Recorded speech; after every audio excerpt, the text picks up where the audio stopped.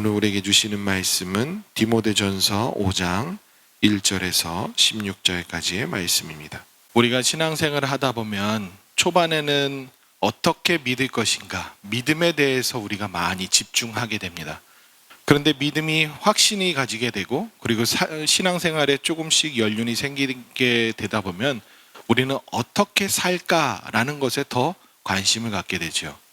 왜냐하면 우리가 믿음이 있는데 믿는 자로서 어떻게 행동해야 되고, 어떠한 결정들을 해야 되고, 무엇을 선택하는 그 기로에 있을 때 어떤 판단을 해야 될까라는 것이 우리에게 피부로 와닿기 때문에 그렇습니다.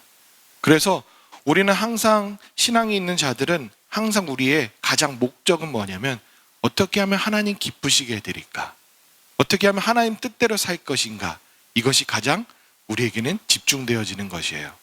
그렇다 보면 신앙생활을 하고 조금 더 세월이 지나보고 말씀을 알게 되면 그것에 대해 관심을 갖게 되고, 심지어는 그 부분에 대해서 잘 모르실 경우에는 목회자들에게 찾아와서 또 물어보세요.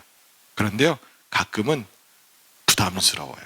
왜냐하면 그 뜻을 열심히 연구하는 목회자이기도 하지만 선명하게 그것을 가르쳐주는 그런 경우들이 우리의 마음을 시원케 해줄 만큼 속속들이 그 경우에 맞는 이야기를 안 해줄 때가 있어요.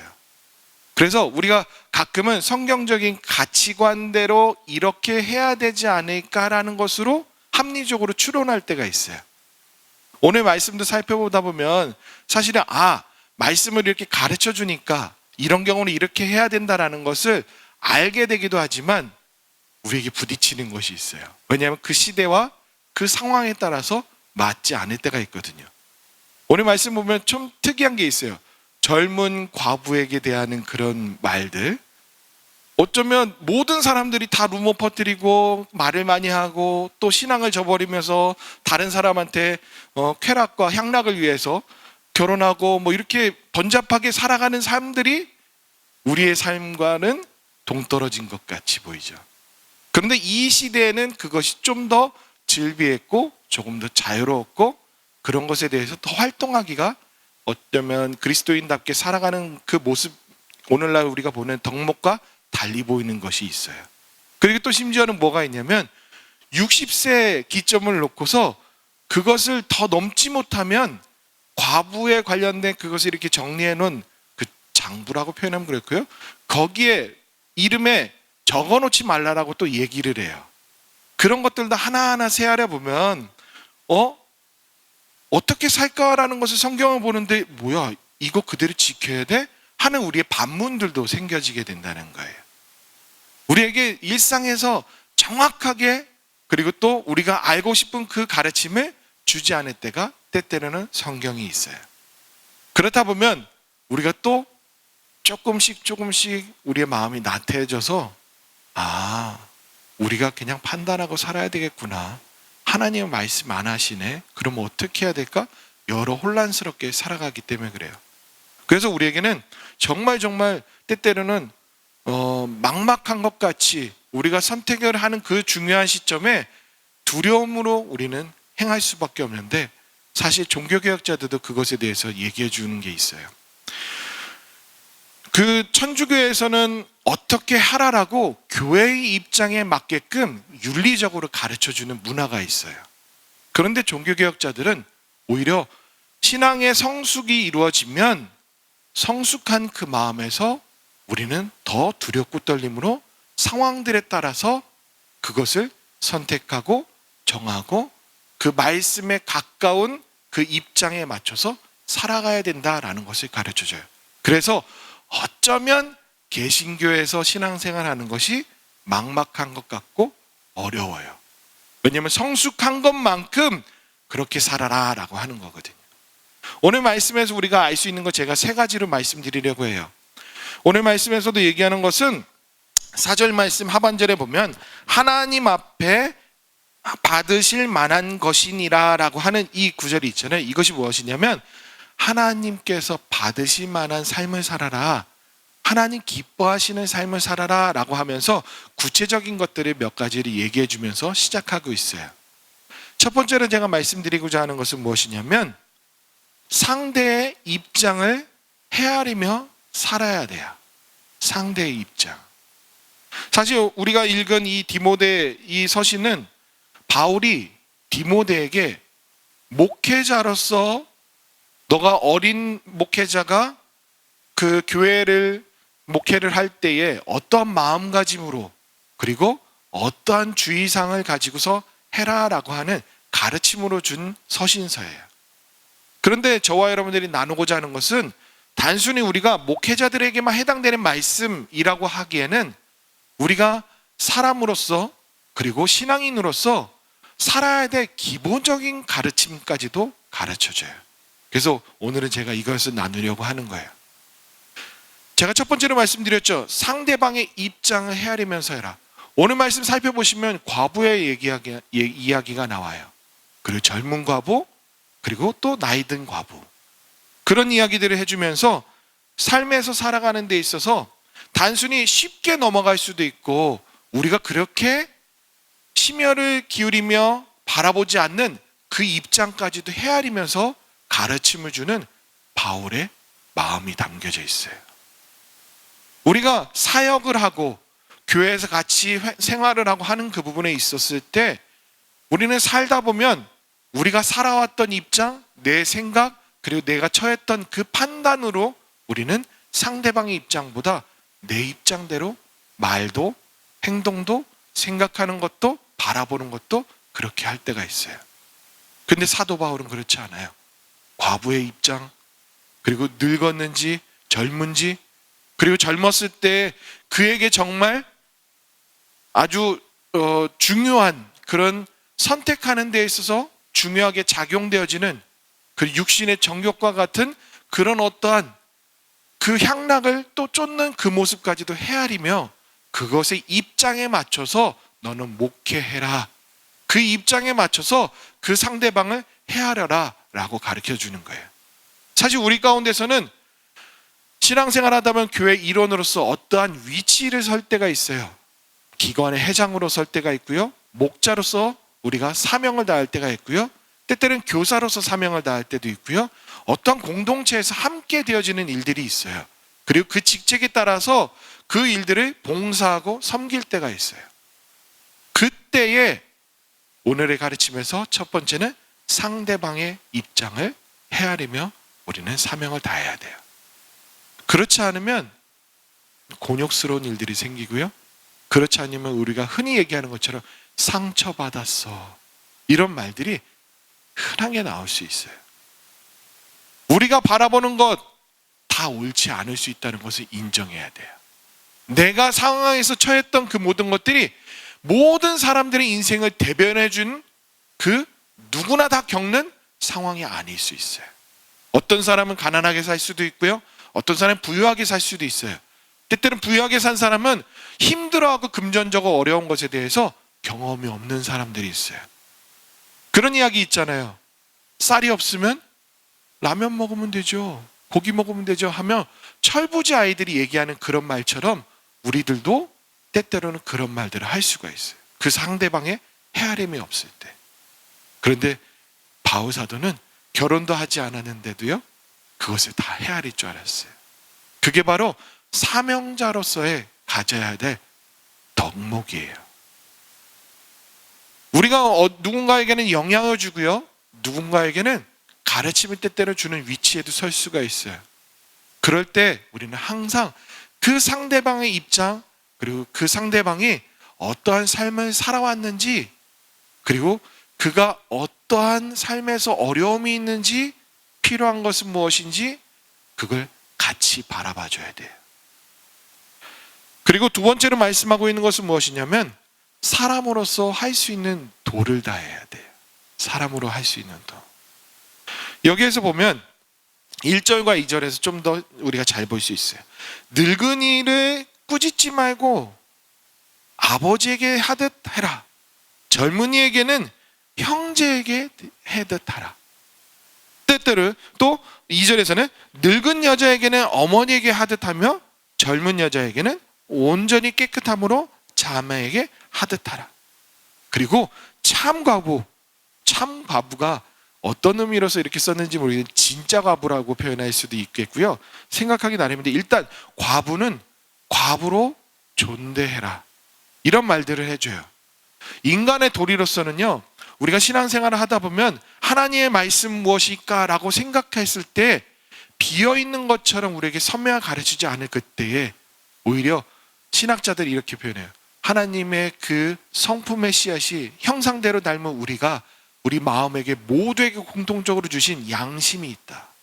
사람으로서 바른 가르침을 할 수 있는 도덕적 기준이 우리의 심령 가운데 심겨져 있다라는 말들도 하는 그런 관점들도 있어요. 그랬을 때 우리의 양심, 인간으로서 어떻게 살아야 될지 가르쳐주지 않아도 어떤 것이 옳고 그름을 나눌 수 있는 그 기준까지도 우리는 발휘하면서 때때로는 인간의 도리를 다하며 살아가야 돼요. 그렇지 않으면 나이가 많고 적으면 상관없이 옳고 그름만 따질 수가 있어요. 그리고 신앙인으로서 그래야 돼 말아야 돼 어떻게 그럴 수 있어? 그거로만 따져서 어른은 어른으로 대하지 않고 너무 때때로는 만홀하게 대할 수도 있어요. 그리고 젊은 사람에게는 에이 니들이 뭘 알아 하면서 쉽게 치부할 수도 있어요.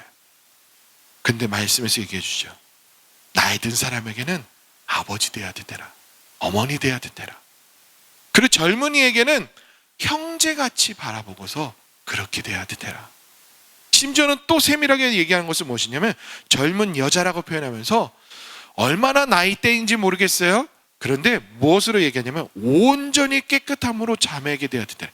순결함을 다하도록 그 순결함의 온전한 그 모습을 인정해주며 그렇게 해라 라고도 얘기해줘요. 그리고 과부라고 여기 표현되어 있는 혼자 되신 분들 있잖아요. 배우자가 사별하신 그런 경우에 있을 때 그들에게 대했을 때는 그들의 심정을 다하면서 인간의 도리로서 혼자 산다고 홀대하거나 혼자 산다고 무시하는 그런 모습이 아니라 그냥 한 사람의 인격으로 한 사람으로서 대하라라는 것이에요. 저는 이 의미가 뭔지 조금 더 피부에 와닿아요. 왜냐하면 저희 어머니가 아버지를 일찍 여의셨거든요. 그렇다 보니까 때때로는 서운해서 교회 예배드리고 봉사하고 오시면서 서운해서 툭 얘기하시면 남편이 없어서 그런지 자꾸 사람들이 나를 막 하는 것 같아 이렇게 얘기하실 때가 있어요. 너무 슬프죠. 교회 안에서도 그런 어떠한 말과 행동과 눈초리들이 인지가 이제 느껴졌다는 거예요. 근데 우리가 알게 모르게 그럴 수 있어요. 진짜 그럴 수 있어요.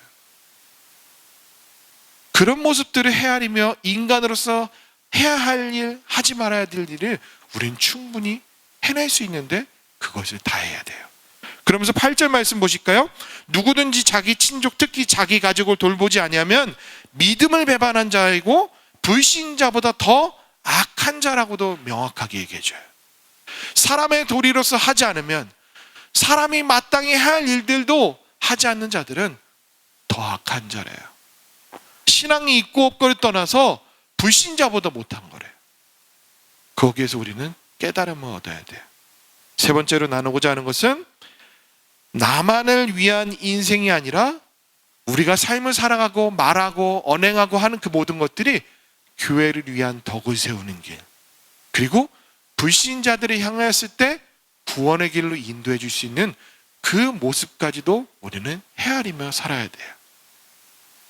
오늘 말씀에서 뒷부분에 보시면 그 젊은 과부에 대한 이야기를 해주면서 무슨 얘기를 해주냐면 11절 말씀 보실게요. 11절 말씀에 이는 정욕으로 그리스도를 배반할 때 시집가고자 함이니 12절에 처음 믿음을 저버렸으므로 정죄를 받느니라. 그래서 9절에서 뭐라고 얘기하냐면 60이 덜 되지 아니하고 이렇게 얘기하면서 과부의 명단에 올리지 말아요.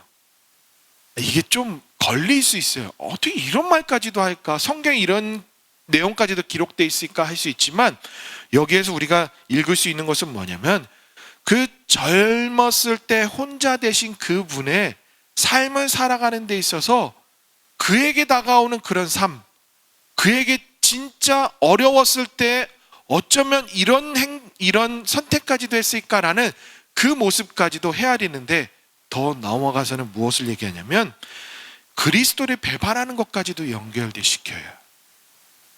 이것은 바로 무엇이냐면 이것을 통하여서 무엇을 얘기하냐면 14절 보면 대적에게 비방할 기회를 조금도 주지 말기를 원한다. 15절에서는 이미 사탄에게 돌아간 자들도 있다. 그리고 16절에서는 만일 믿는 여자가 과부 친척이 있거든 자기가 도와주고 교회가 짐지지 않게 하라 라고 하는 것처럼 교회와 구원받는 것과 그리고 불신자들과 그 모든 것들이 신앙인들이 선택하고 행동하고 말하고 하는 그 모든 것들이 영향을 줄 수 있다는 것을 얘기해줘요. 단순히 젊은 가부는 어떻게 그럴 수 있어? 그리고 심지어는 또 13절에 보면 그들은 게으름을 익혀 집집으로 돌아다니고 게으를 뿐 아니라 쓸데없는 말을 하며 일을 만들며 그리고 마땅히 아니할 말을 한다라고 너무 치부할 수 있는 것들도 아니지만 사실 이런 상황들을 우리 삶에서도 때때로는 나이가 많거나 적거나 상관없이 할 수 있는 그런 어떻게 보면 조심스럽지 않은 그런 모습인 거죠. 그것처럼 그 모든 것들이 단순히 향락, 쾌락 이런 것을 선택하고서 그렇게 했어라는 것이 아니라 그것을 선택했으면 그리고 그 넘어서 영향 줄 수 있는 교회와 불신자들과 구원에 연결되어지는 그 모든 것까지도 우리는 기억하고 하나님 기뻐하시는 일이 무엇일까를 선택하며 때때로는 살아야 돼. 그것을 가르쳐주고 있어요. 말씀을 정리할게요. 첫 번째로 무엇을 나누었죠? 상대의 입장을 헤아리는 삶을 살아라. 두 번째로는 인간의 도리를 다하는 삶을 살아라. 그리고 세 번째로는 나만 상관 있는 것이 아니라 내가 잘못하거나 내가 그릇된 행동들을 함으로 교회에 덕을 끼치지 않거나 그리고 믿지 않는 사람들에게 구원의 문이 열릴 수 있는 것을 방해할 수 있는 그런 일들도 일어날 수 있다. 그래서 우리가 삶을 살아가는 데 있어서 우리의 행동, 말 이런 것들도 우리는 하나님 앞에서 다 하듯 하나님 기뻐하시는 일들은 무엇일까라면서 우리는 선택하며 살아야 돼요. 오늘 하루 살아가실 때에 사실 오늘 어떻게 살지? 하면서 이 아침에 하나님 어떻게 하면 좋을까요? 묻는 자리이기도 해요. 그런데 때때로는 세세하게 다 가르침을 안 주실 때가 있어요. 그럴 때 이 세 가지 경우를 떠올리시면서 우리가 때때로는 분별하고 때때로는 삶을 살아가는 데 있어서 하나님 기뻐하시는 일들을 살아가심으로 오늘도 살아내신 이후에 잠자리 들 때 하나님 죄송해요. 하나님 용서해 주세요 라는 것보다 하나님 감사해요. 하나님 위해서 열심히 살았어요 하는 그 뿌듯함을 가지며 잠자리 드실 수 있는 오늘 하루가 되었으면 좋겠습니다.